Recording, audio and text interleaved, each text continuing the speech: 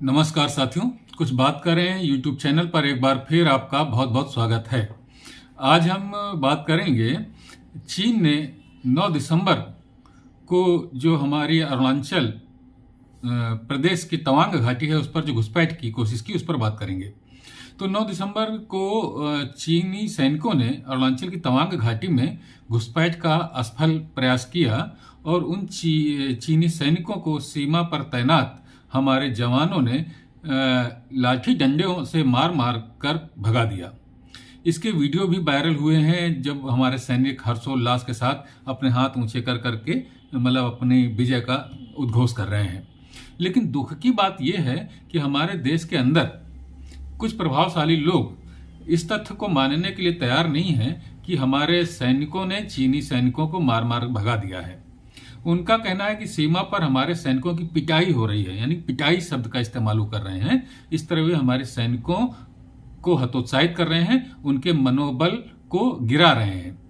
चीनी सैनिकों की पिटाई हुई है तो इस पर जो संदेह करने वालों को हमारे विदेश मंत्री ने कल संसद में जवाब दिया और उन्होंने कहा कि हमारे सैनिकों के लिए पिटाई जैसा शब्द का प्रयोग करना शोभा नहीं देता।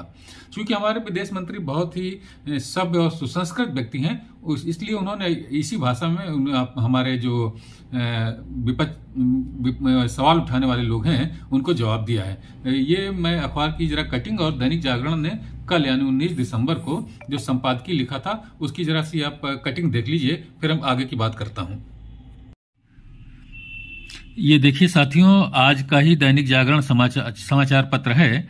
इसमें हमारे विदेश मंत्री कह रहे हैं कि शोभा नहीं देते जवानों की पिटाई जैसे शब्द।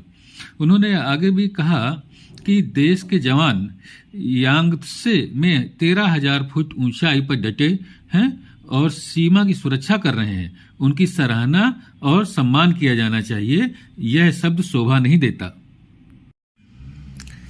दैनिक जागरण समाचार पत्र ने कल यानी 19 दिसंबर को अपने संपादकीय में भी ये लिखा था कि हमारे कुछ प्रभावशाली लोगों के अलग अलग सुर हैं और उसने ये कहा था कि इससे खराब बात और कोई नहीं हो सकती कि हमारे राजनीतिक दल दलगत राजनीति के फेर में संसद के भीतर अथवा बाहर ऐसा कुछ करें जिससे चीन को उस असहज स्थिति से बाहर आने का अवसर मिले जिसका सामना उसे तवांग में हमारे सैनिकों के पराक्रम के चलते करना पड़ा है।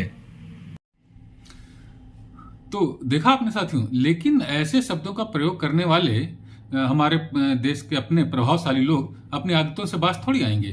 पिछले कुछ वर्षों में हमारे सैनिकों ने गलवान घाटी में, डोकलाम में तथा अभी तवांग में जिस बहादुरी के साथ चीनी सैनिकों का मुकाबला किया है और उन्हें पीछे हटने के लिए मजबूर किया है, उसकी जितनी भी प्रशंसा की जाए और अपने सैनिकों पर जितना भी गर्व किया जाए वो कम ही है। लेकिन हमारे लोग तो अपने सैनिकों के पराक्रम पर संदेह करने की उन्हें आदत है। वे तो पाकिस्तान पर जब सर्जिकल स्ट्राइक किए गए थे तब भी वो सबूत मांग रहे थे कि हमारे सैनिकों ने जो सर्जिकल स्ट्राइक की है इसके सबूत दीजिए। चीन की सीमा पर जिस तरह से भारत ने सड़कों का, पुलों का और सुरंगों का जाल बिछाया हुआ है उससे चीन बौखलाया हुआ है और आने वाले समय में अपने लिए सैन्य दृष्टिकोण से चीन भारत से बहुत बड़ा खतरा देखता है। इस तरीके की हरकतें वह करता रहता है। भारत जो एक उठती हुई अर्थव्यवस्था है, एशिया में अगर चीन को कोई चुनौती दे रहा है तो वो भारत ही है। इन सब बातों से वह बहुत बौखलाया हुआ है। लेकिन साथियों, जब तक मजबूत इच्छा शक्ति वाली सरकार केंद्र में बनी रहेगी तब तक चीन अपनी साजिशों में कामयाब नहीं होगा, क्योंकि एक मजबूत इच्छा शक्ति वाली सरकार ही एक मजबूत सैन्य शक्ति को उत्साहित कर सकती है। तो साथियों, आज की इस परिचर्चा में इतना ही। अपने सैनिकों पर, अपनी सेना पर गर्व करते रहिए।